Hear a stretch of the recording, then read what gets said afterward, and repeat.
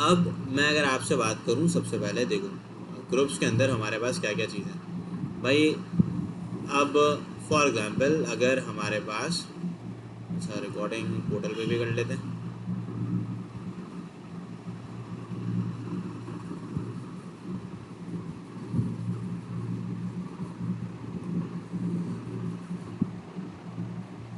देखो भाई, ये जो चैप्टर है ये सिंपल है, ग्रुप्स का है। तो ग्रुप्स के अंदर ये हो जाएगा कंप्लीट इंशाल्लाह। देखो ग्रुप्स के अंदर जो पहला क्वेश्चन है, अगर आप इसको देखें तो सिंपल कहानी है कि आपके पास लिखा हुआ है एस एक एलिमेंट है -1 1 iota minus iota, then missing elements क्या होंगे। तो सिंपल सी बात ये है कि अगर मैं इसकी मिसिंग एलिमेंट्स की बात करूँ तो आप माइनस आयोटा को मल्टीप्लाई कर देंगे -1 से, उसको इससे मल्टीप्लाई करोगे, so you will get iota, then minus iota will multiply with minus iota, so it will become minus iota square which is equal to 1। ठीक है, तो पहला जो आंसर होगा वो हो जाएगा option A, that is your iota and 1। Multiplication table ये मैंने आपको क्लास में ही बनवाई थी, आपको याद होगा। इसी तरीके से भाई ये जो 1 है, ओमेगा स्क्वायर जो है, ओमेगा स्क्वायर को आप 1 से कर लेंगे मल्टीप्लाई। तो जब आप ओमेगा स्क्वायर को 1 से करेंगे ना मल्टीप्लाई,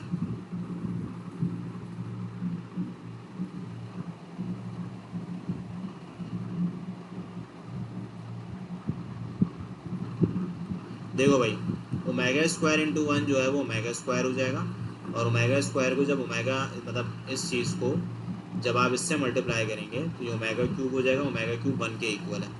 देयरफॉर जो क्वेश्चन 2 का आंसर है वो ऑप्शन सी हो जाएगा। ऑप्शन सी में आप इसको मार्क कर लेंगे। ये भी सिंपल सा क्वेश्चन है बेटा। 3 सुनो, अब 3 पे लिखा हुआ है आपके पास, मल्टीप्लाई करेंगे ना मीन बेटा, ओमेगा क्यूब इक्वेशन पढ़ा है, ओमेगा क्यूब जो है वो 1 के इक्वल होता है, प्रॉपर्टी है। 1 जो है, अब देखो ये 1 किससे मल्टीप्लाई करेगा, 0 से। सो 1 0 से क्या होता है, 0 होता है। 1 को बेटा फिर 1 से करोगे मल्टीप्लाई, तो 1 1 से क्या होता है, 1 होता है। देयर फॉर योर जवाब विल बी 0,1। ठीक है, अब मैं अगर इसी के आगे फर्दर आपसे बात करूँ, ये तो 3 हो गया ना। अब 3 के बाद 4 देखो, 4 पे लिखा हुआ है द ऑपरेशन स्टार। भाई एक ऑपरेशन है, star applied to a number given as it result 10 subtracted from twice the number, what is star of star 9। यानी कि आपको पता लगाना है स्टार ऑफ स्टार 9 ना। वो ये कह रहा है कि जब भी स्टार ऑपरेट हो रहा है ना किसी भी नंबर के ऊपर, किसी भी नंबर के ऊपर अगर आप स्टार को अप्लाई कर रहे हैं तो आंसर आ रहा है 10 subtracted from twice the number. यानी कि रूल बोल रहा है 2x माइनस 10, यानी कि नंबर को डबल करो और फिर उसमें से 10 माइनस कर दो। तो स्टार एक दफ़ा ऑपरेट करोगे बाइनरी ऑपरेटर को तो होगा ये कि ये जो आपका 9 है ये डबल हो जाएगा, और फिर आप उसमें से 10 को माइनस कर देंगे, तो यहाँ बच गया स्टार ऑफ 8। अब दोबारा जब बाइनरी ऑपरेटर लगाओगे तो ये हो जाएगा 2 इंटू 8 माइनस का 10, 2 8 जा 16, 16 माइनस 10 जो है वो बराबर होता है 6। Therefore you have to take on option B which is 6। बस इस रूल को समझ लो, वो ये है कि नंबर को 2 से मल्टीप्लाई करके आप उसको 10 सब्ट्रैक्ट कर देंगे। ठीक है, अब बेटा यहाँ पे ये स्टार डिफाइन हुआ है, कैसे डिफाइन हुआ है, इस तरीके से कि एस स्टार टी जो है वो बराबर होता है एस माइनस 1 और टी प्लस 1 के। ठीक है, तो क्योंकि ये एस माइनस 1 और टी प्लस 1 के इक्वल है तो आपने यही फॉर्मूला यहाँ पे यूज़ करना है। आपने लिखना है -2, यहाँ लिखा हुआ है star of the x is equal to minus का 12। सही है, अब ये जो है ना ये पूरा ये जो -2 लिखा हुआ है इसको आप कह लेंगे s, और ये जो x लिखा हुआ है इसको आप कह लेंगे t। ठीक है, अब आप लिखेंगे s माइनस 1 और t प्लस 1, मतलब फॉर्मूला अप्लाई कर लेंगे ना आप। s की जगह क्या लिखोगे यहाँ पे देखो -2, तो यहाँ मैं लिख लेता हूँ -2 -1, t की जगह लिखोगे x, तो ये हो जाएगा x plus 1। So x plus 1 will become -12 over -3। तो इसको अगर मैं सॉल्व करूँगा तो x प्लस 1 विल बिकम 4, और यहाँ से अगर मैं x को आइसोलेट करूँगा इट विल बी 3।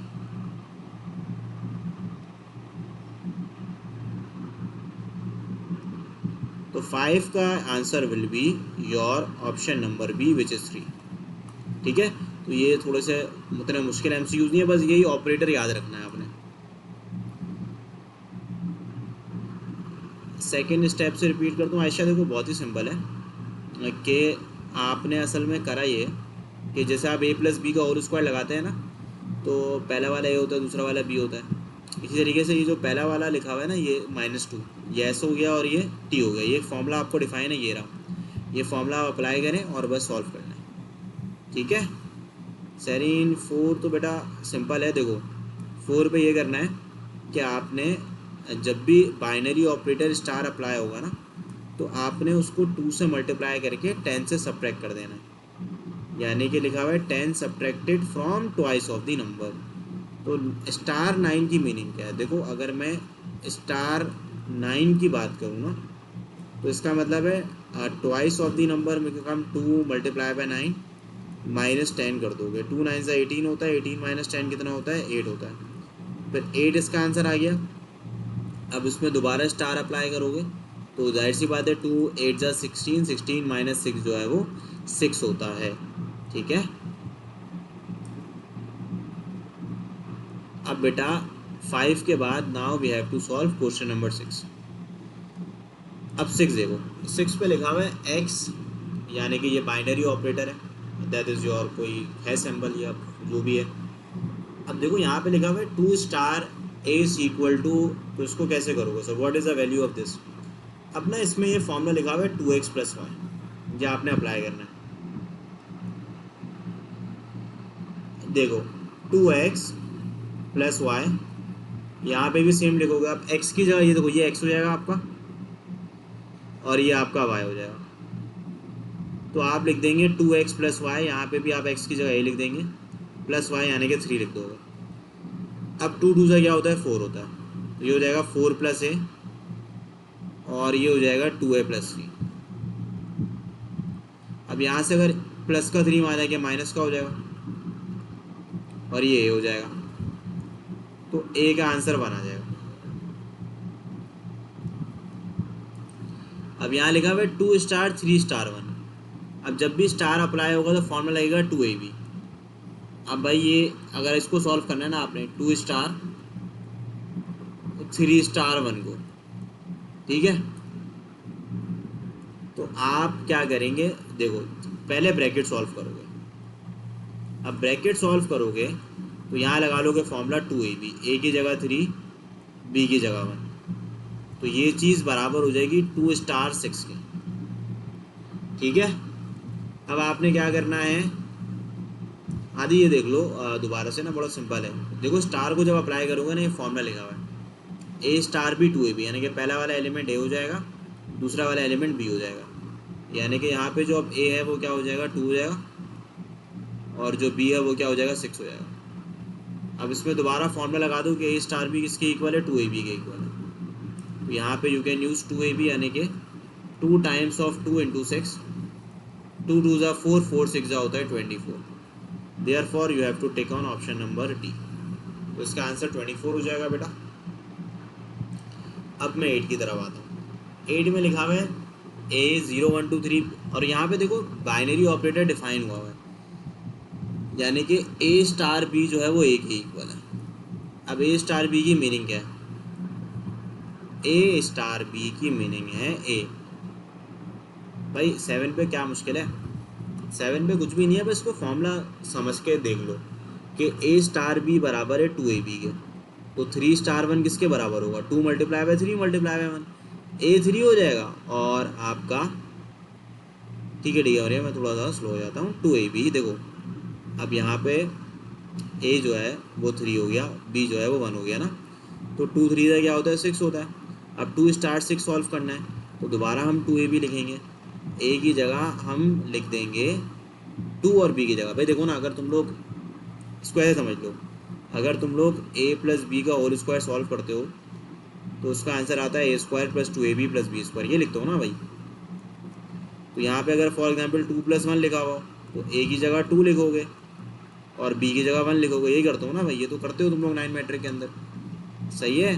तो अगर वो आपको ऑलरेडी डिफाइन कर रहा है कि ए स्टार बी जो है वो 2AB है, तो 2 स्टार 1 किसके इक्वल होगा? ए की जगह 2 लिख दो और बी की जगह 1 लिख दो, ख़त्म कहानी। यहाँ पे अप्लाई करो, अप्लाई करने के बाद 6 आ गया, फिर इसको दोबारा अप्लाई करो। ठीक है, अब क्लियर हो गया सबको? जिनको क्लियर हो गया वो यस लिख दें ताकि मुझे आइडिया हो जाए। जी जी, मोहब्बत 2 दफ़ा लगेगा फॉर्मूला। ठीक है बेटा, यानी कि ऑलमोस्ट को समझ आ गया है। ठीक है, देखो भाई, अब मैं 8 की अगर आपसे बात करूँ ना, 8 बराबर है a star b equal to ए ना, तो देखो इसमें यह है कि आपने ए स्टार बी ए की मीनिंग है भाई, सिंपल सी मीनिंग है। इसमें जब भी बाइनरी ऑपरेटर अप्लाई होगा तो पहला एलिमेंट आंसर आएगा। फॉर एग्जांपल अगर आप 1 स्टार 2 लिखोगे तो आंसर 1 आएगा, 3 स्टार कुछ भी लिख दो, कुछ भी लिख दो, आंसर 3 ही आना है। तो आपने वो देखना है कि अगर यहाँ पे 0 लिखा हुआ है तो आंसर 0 होना चाहिए, तो ये सही है। अगर 1 लिखा हुआ है तो 1 होना चाहिए, 1 नहीं है तो ये गलत हो जाएगा। यानी कि अगर 0 लिख रहे हो तो 0 आंसर होना चाहिए, 1 लिखा हुआ है तो 1 होना चाहिए, 2 लिखा हुआ है तो 2 होना चाहिए, 3 लिखा हुआ है तो 3 होना चाहिए। देयरफॉर ऑप्शन जो है वो सी इज़ द राइट आंसर। यानी कि ये बाइनरी ऑपरेटर आपको ये समझा रहा है कि आप लोग पहला वाला एलिमेंट लिखेंगे जब भी अप्लाई करेंगे। तो पहला एलिमेंट यहाँ पे क्या है भाई? 0 1 2 3, तो 0 1 2 3 सिर्फ आपका ऑप्शन सी पे है, ना बी पे, ना ए पे, ना डी पे। अब बढ़ते हैं 9 की तरफ। अब बेटा 9 पे क्या लिखा हुआ है? Let's then missing element composition table के बताने हैं। तो क्या करें भाई?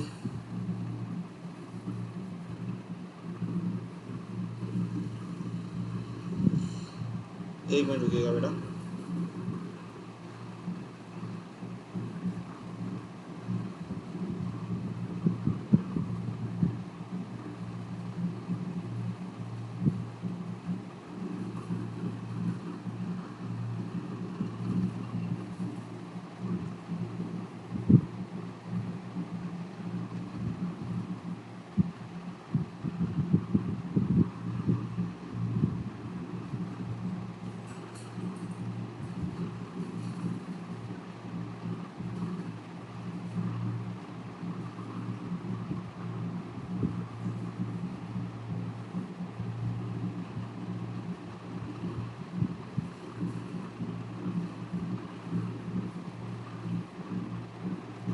अच्छा बच्चों, अब सुनो भाई, यहाँ पे लिखा हुआ है missing elements of the composition table. भाई देखो, डी को अगर सी के साथ ऑपरेट करोगे, यानी कि इंटरसेक्शन लोगे, डी यूनियन सी, डी है किसके इक्वल? डी है नल सेट, और सी किसके इक्वल है? ए बी सी के, तो इसका आंसर सी ही आएगा।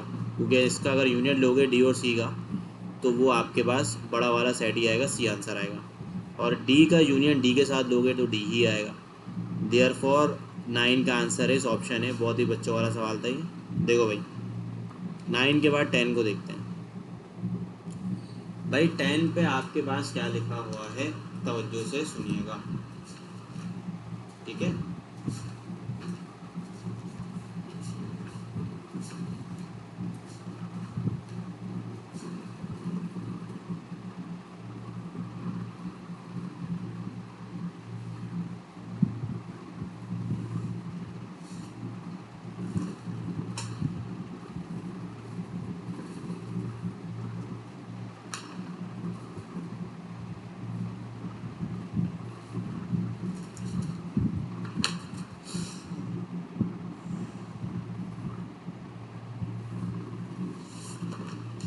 एक मिनट देना बच्चों मुझे।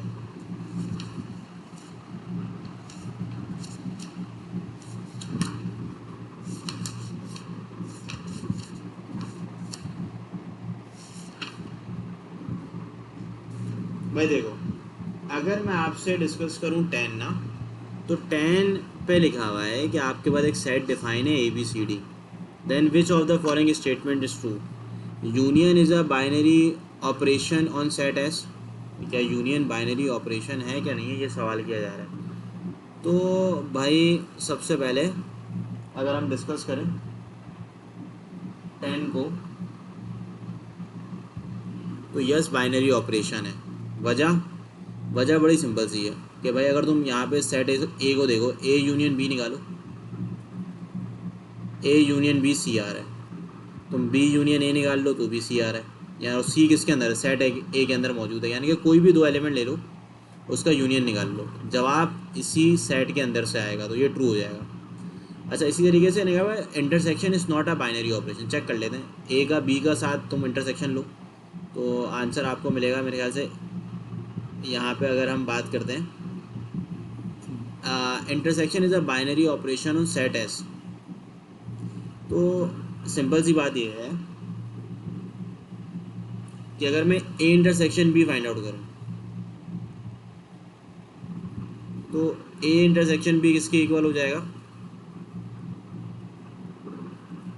ए के इक्वल हो जाएगा।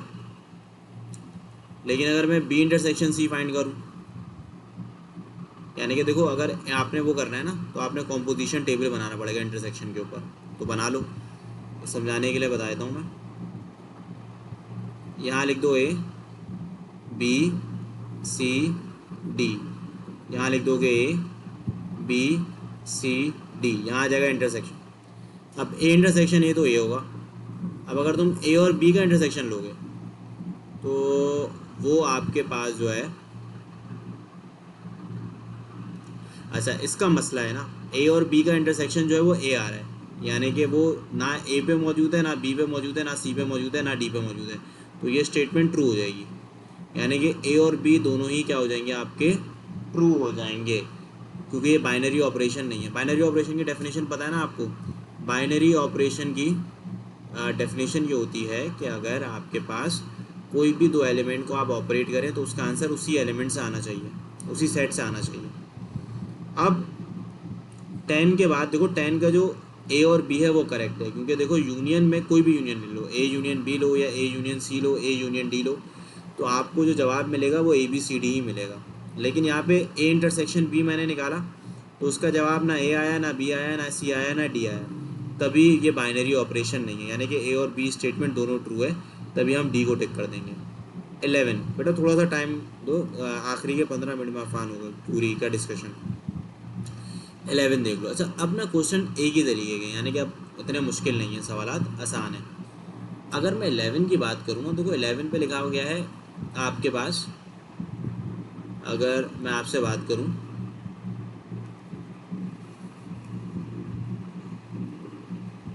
क्वेश्चन नंबर 11 पे, इसका सोल्यूशन मैं यहाँ से डिस्कस करता रहता हूँ।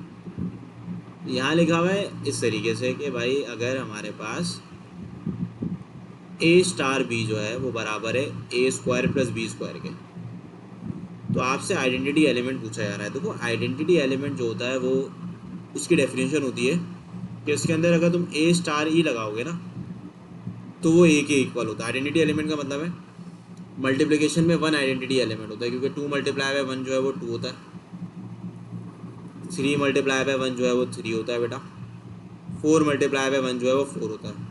यानी कि वो एलिमेंट अगर आप 1 अप्लाई करें, 1 आइडेंटिटी एलिमेंट है, तो ए स्टार ही ए के इक्वल होगा डेफिनेशन ऑफ आइडेंटिटी एलिमेंट के मुताबिक।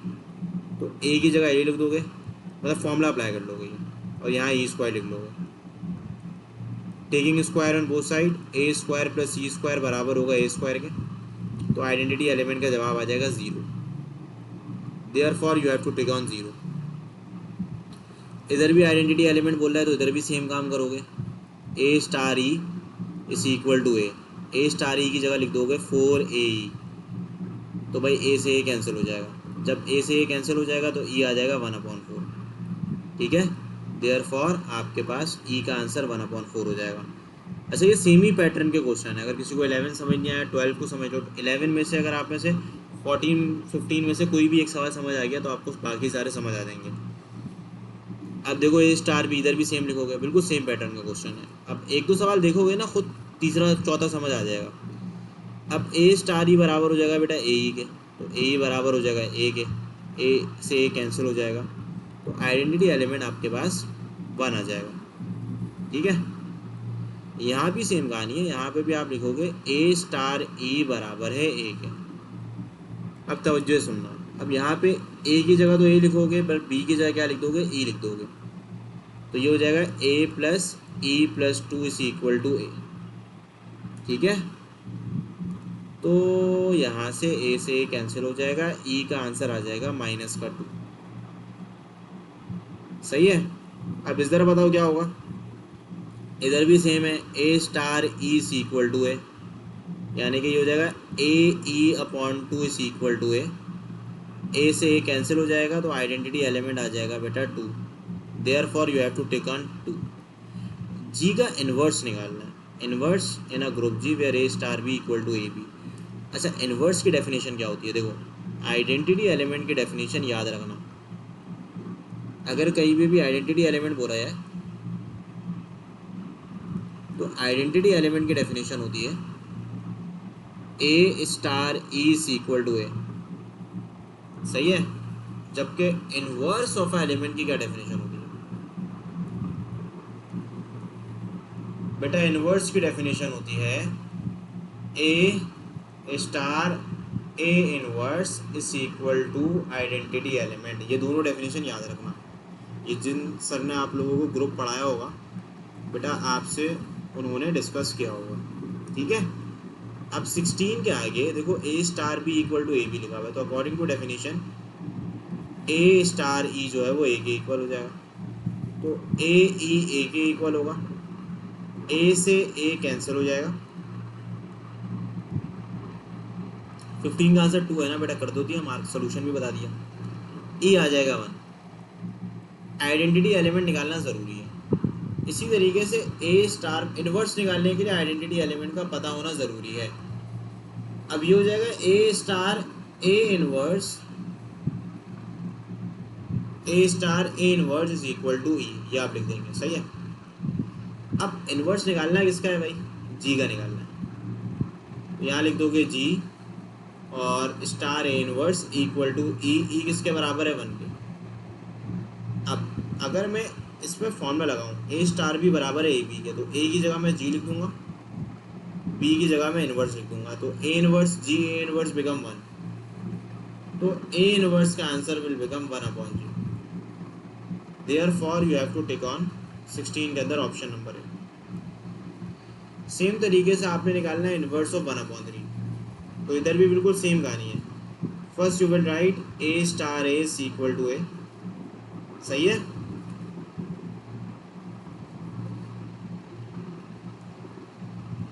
अब यहाँ पे आपने a star is equal to a लिख दिया, तो आपके पास पहले ए स्टार ई की जगह क्या लिखोगे, ये फॉर्मूला, यानी कि यहाँ लिख दोगे 3a is equal to a से ए कैंसिल हो जाएगा, ई विल बिकम 1/3।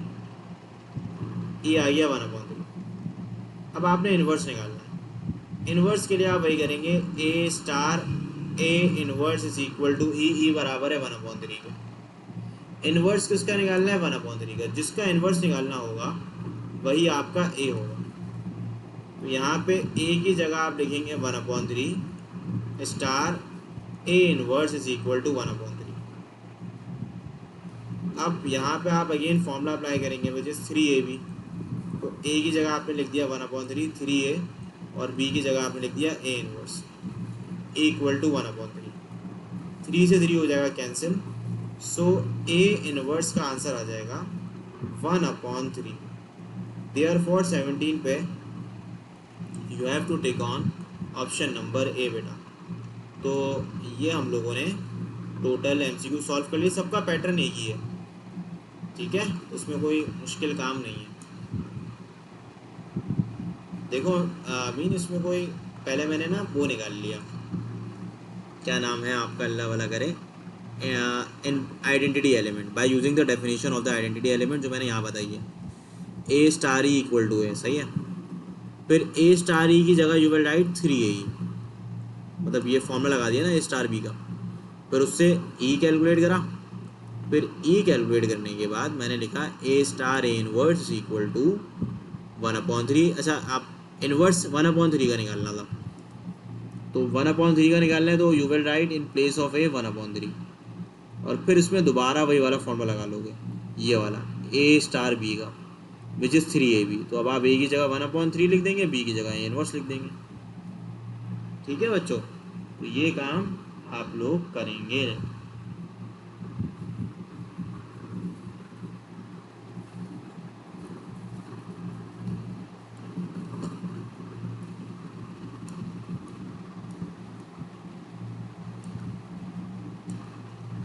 अच्छा 17 तक मैंने बता दिया ना, अब इसके आगे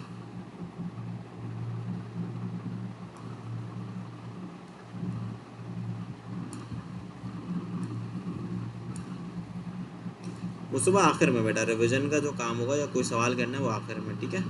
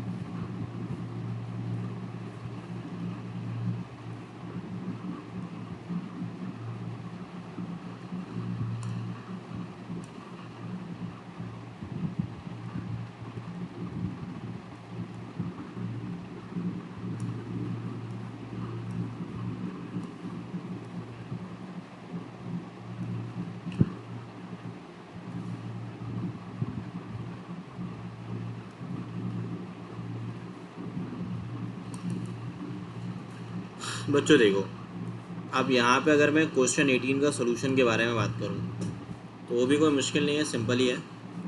इन्वर्स ऑफ 4 निकालना है, तो इसके लिए सोल्यूशन कैसे करोगे भाई? आप अगर 18 की बात करें, क्वेश्चन 18 लिख देता हूँ मैं यहाँ पर ताकि आपको समझ आ जाए। भाई सिंपल है, ये बात याद रखना, ए स्टार ई जो है वो ए के इक्वल होता है, तो इसकी जगह ये फॉर्मूला अप्लाई कर लो। सो 2AE विल बिकम ए से ए कैंसिल हो जाएगा, आइडेंटिटी एलिमेंट आ जाएगा 1/2। उसके बाद मैंने बोला था आप इन्वर्स निकाल लो, ये है ना आइडेंटिटी एलिमेंट 1/2 हो जाएगा। किसका इन्वर्स निकालना है? 4 का, तो ए विल बिकम 4, तो 4 into a inverse is equal to 1/2। Inverse हमें मालूम करना है 4 का, तभी हम ए की जगह 4 लिख रहे हैं। इधर भी हम सेम अप्लाई करेंगे 2AB, तो यहाँ पे ए की जगह 4, बी की जगह ए इन्वर्स लिख लें 1/2। ए इन्वर्स विल बिकम 1/4, 2 ज़ा 8, 8 को 2 से कर लो multiply 16, so a inverse will become आपका 1/16। Therefore you have to take on 1/16। Same तरीके से 16 भी, मतलब 18 के बाद बेटा 19 भी सेम तरीके से सॉल्व होगा। अगर ये समझ नहीं आया तो 19 समझ लो, 19 भी बिल्कुल सेम है। देखो बिल्कुल सेम काम कर रहा हूँ मैं, कोई चेंजेस नहीं कर रहा। यानी कि अब इधर क्या लिखूँगा बताओ? a प्लस ई माइनस 2, तो भाई a से a कैंसिल हो जाएगा, आइडेंटिटी एलिमेंट क्या आ जाएगा? 2 आ जाएगा, सही है। अब सेम कहानी है, a star a inverse identity element हो जाएगा। अब यहाँ आ जाएगा a plus A inverse -2, apply कर लो बेटा, ये सॉरी -1 -2 इज इक्वल टू ई कितना है? 2 है। इसका इन्वर्स निकालना है 1 का, तो यहाँ लिखोगे 1, सही है, यहाँ 1 लिख दिया। अब ये 4 हो जाएगा, so a inverse will become 4 - 1 which is 3। Therefore option c का आंसर विल बिकम 3। तो ये 19 हो गया।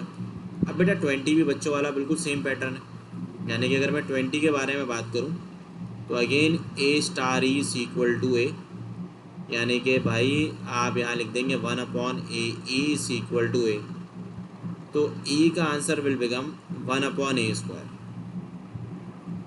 ठीक है। अब यहाँ पे लिखोगे a star a inverse is equal to e, अब सुन लेना मेरी बात तवज्जो से भाई, आपने इन्वर्स किसका निकालना है? इन्वर्स निकालना है 2 का ना, तो पहले मैं फॉर्मूला अप्लाई कर लेता हूँ। तो ये हो जाएगा 1/a इंटू ए इन्वर्स, सही है।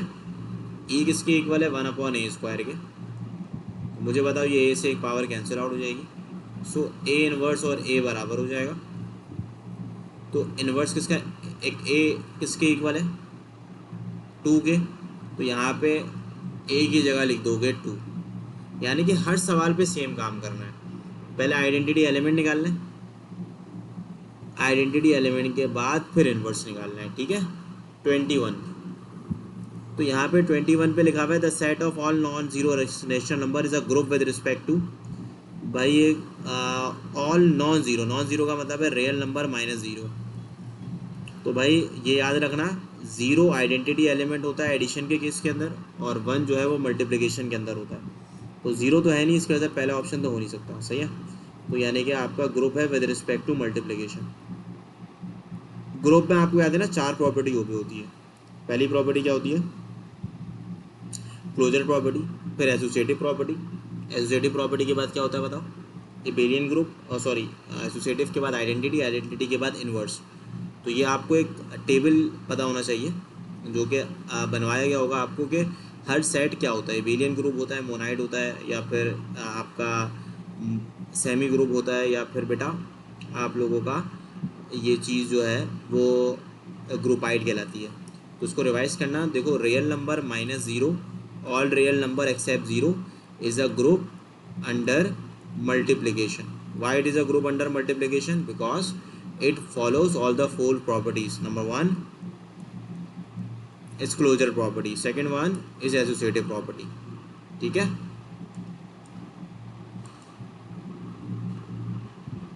अब बच्चों देखो 22 जो है, अब बाकी आसान सवाल है, ये तो आपको मैंने ऑलरेडी बता दिया।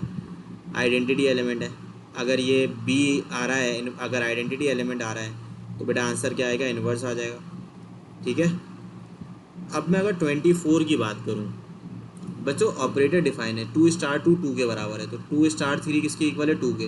तो 2 स्टार 3 तो 3 के इक्वल है, इधर 2 के इक्वल लिखा हुआ है, गलत हो जाएगा। बी देखो 2 स्टार 2 2 के इक्वल है, सही है भाई, ठीक है। 2 स्टार 3 3 के इक्वल है, ये भी सही है भाई, ठीक है। 3 स्टार 2 2 के इक्वल है, ये भी सही हो गया। 3 स्टार 3 3 के इक्वल, यानी कि option B is the right answer, ठीक है। आपने को बाइनरी ऑपरेटर ऑपरेट होके गिवन है, ये सही है, बाकी सारे गलत हैं। उसको भी देख लो, बड़े ये भी कोई मुश्किल नहीं है। अब बेटा इसी के आगे अगर मैं आपको बताऊं 25 26 27, 25 भी देखो इसमें क्या लिखा हुआ है। अगर 25 को देखते हो ना तो ए स्टार है ए के इक्वल है, ए स्टार बी बी के इक्वल है। तो देखो मुइस 24 के अंदर असल पे ना इसके ऑलरेडी बाइनरी ऑपरेटर डिफाइन हुआ है। इसका मतलब है जब तुम 2 को 2 से ऑपरेट करोगे तो 2 आंसर आएगा, लेकिन यहाँ पे 2 को, ये सही है, 2 को 2 से ऑपरेट कर रहे हैं 2 आंसर आ रहा है। 2 को 3 से कर रहे हैं 3 आ रहा है, 3 को 2 से कर रहे हैं 2 आ रहा है, और 3 को 3 से कर रहे हैं तो 3 ही आ रहा है बेटा, तभी मैं बी को टिक कर रहा हूँ। बाकी सब में गलत है, चेक कर लो खुद।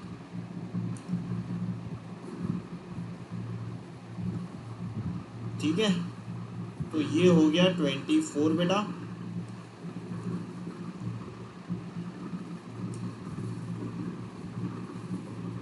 अच्छा अच्छा ठीक है, ये लो 1 मिनट दोबारा देख लो राफे।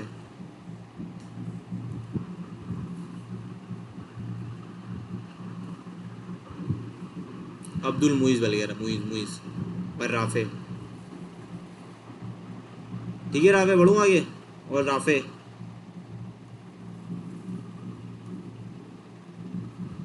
ठीक है बेटा। अब ज़रा तवज्जो है सुन लो।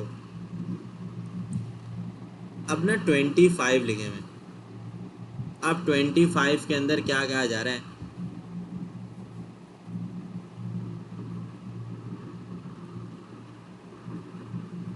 बेटा देखो इसके अंदर भी सेम काम करोगे, पहले ए से ए को देखो तो आंसर ए आ रहा है, सही है भाई।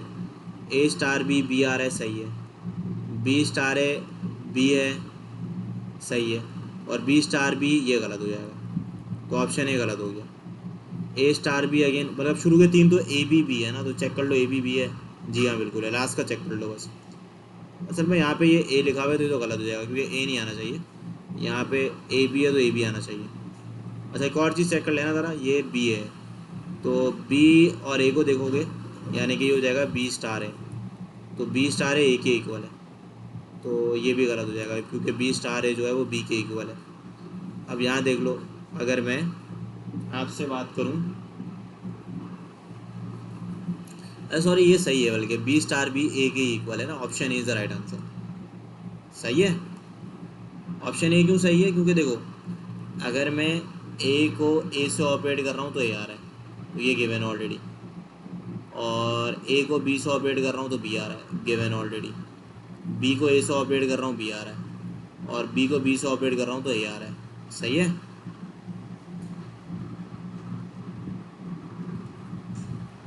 अब रही बात 26 की बेटा,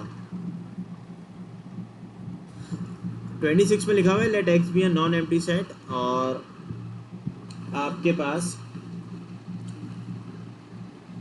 लिखा हुआ है the define a binary operator, मतलब इंटरसेक्शन पे। देखो इंटरसेक्शन के अंदर अगर हम बात करें ऑन पी ऑफ एक्स, तो कुछ कहानी बड़ी लंबी लिखी हुई है।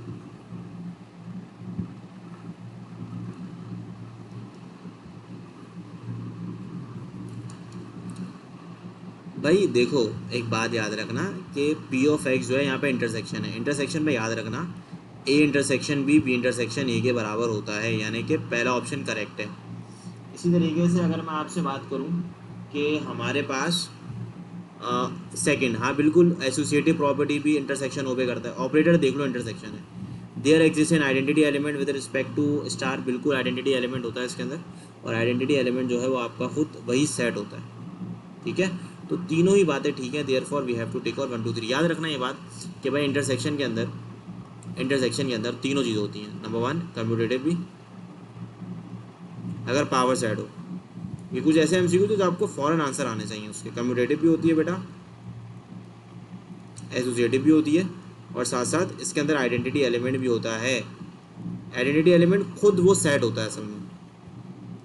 बेटा कम्यूटेटिव में क्या समझाऊँ मैं, कि अगर सेट ए फॉर एग्जांपल 1 2 है और सेट बी है 2 4, तो अगर तुम ए इंटरसेक्शन बी निकालो या बी इंटरसेक्शन ए निकालो तो दोनों आंसर क्या आएगा मुझसे, बस सेम ही आएगा ना बेटा।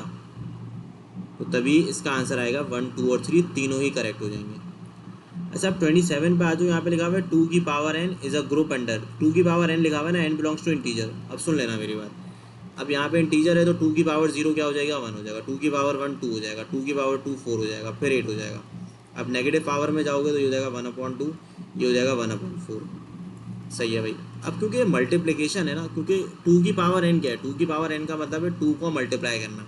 अब मल्टीप्लिकेशन के अंदर आइडेंटिटी एलिमेंट 1 होता है, तो 1 आ रहा है इसके अंदर, जी हाँ बिल्कुल आ रहा है। इसका मतलब है कि ये ग्रुप होगा अंडर दी मल्टीप्लिकेशन, एडिशन में नहीं हो सकता। एडिशन में क्यों नहीं हो सकता, क्योंकि इसके अंदर 0 नहीं आ रहा। 0 आइडेंटिटी एलिमेंट होता है एडिशन के अंदर, तो सबसे बड़ा जो इसके अंदर सिंपल सा जवाब होगा मल्टीप्लिकेशन। मल्टीप्लिकेशन क्यों होगा, क्योंकि इसके अंदर 1 आ रहा है। अगर 1 आ रहा है तो मल्टीप्लिकेशन है, और अगर 0 आता तो एडिशन पे हम टिक करते हैं। 2 की पावर n को अंदर सारी प्रॉपर्टीज़ होंगी, यानी कि अगर आप फॉर एग्जांपल इसको मल्टीप्लाई करें 1 × 2 करें, किसी भी दो एलिमेंट को मल्टीप्लाई करें, आपका आंसर जो है इसी सेट के अंदर आ रहा होगा। साथ साथ ये अपने साथ साथ एसोसिएटिव प्रॉपर्टी भी ओबे करेगा, आइडेंटिटी एलिमेंट भी है 1, इन्वर्स भी है। इन्वर्स कैसे है, 2 का इन्वर्स है 1/2, 4 का इन्वर्स है 1/4, 8 का इन्वर्स है 1/8, चारों प्रॉपर्टी ओबे कर रहा है, तभी ये ग्रुप है अंडर दी मल्टीप्लिकेशन बेटा। अब हमारे पास ये 27 सेम लिख दिया मैंने। 28 which of the following are true statement, a group can have more than 1 identity element, no, group have only have 1 identity element. याद रखना ये बात, ग्रुप के अंदर हमारे पास सिर्फ और सिर्फ एक आइडेंटिटी एलिमेंट होता है, जैसे कि एडिशन पे 0 होता है, मल्टीप्लिकेशन पे 1 होता है, इसके अलावा नहीं हो सकते हैं। Every set of number which is a group under addition also a group, नहीं, ऐसी बात बिल्कुल भी नहीं है, नो। अच्छा क्योंकि देखो ऐसे सेट अभी हमने देखा कि रियल नंबर -0 जो है वो ग्रुप है under multiplication, but it is not a group under the addition. सही है, ए स्टार ए के इक्वल है, ए इक्वल टू ई, हाँ बिल्कुल सही है। अगर मैं ई लिखूँगा तो यही, तो इसका मतलब ये ट्रू हो जाएगा, तभी मैं 28 में सी को टिक कर दूँगा। अब यहाँ पे 29 के अंदर क्या लिखा गया है। अब 29 के अंदर खुद 0 आ गया तो किसको टिक कर दोगे, एडिशन को टिक कर दोगे। नंबर साइड में अगर 0 दिख रहा हो तो एडिशन को टिक करना ग्रुप के अंदर, क्योंकि देखो इसके अंदर किसी को भी अगर ऐड कर लोगे दो, अगर 3 से मल्टीपल होंगे, 3 के मल्टीपल 2 नंबर ऐड होंगे तो वो 3 का मल्टीपल ही बनेगा, तो क्लोजर प्रॉपर्टी तो होगी। आइडेंटिटी एलिमेंट भी है, 0 है, और साथ साथ इसके अंदर आपका इन्वर्स भी है। 3 का इन्वर्स क्या होगा, -3 होगा। 4 का इन्वर्स, 6 का इन्वर्स क्या होगा, -6 होगा। सही है। अब अच्छा ये याद रखने वाली ये प्रॉपर्टी है, प्रॉपर्टी यानी कि मेमोराइज करना है आपने। You have to memorize that कि ये बराबर होता है c inverse b inverse a inverse के। ठीक है, तो बच्चों हमारा ग्रुप भी कंप्लीट होता है। अब ये कि फिर फर्दर जो है हम लोग अब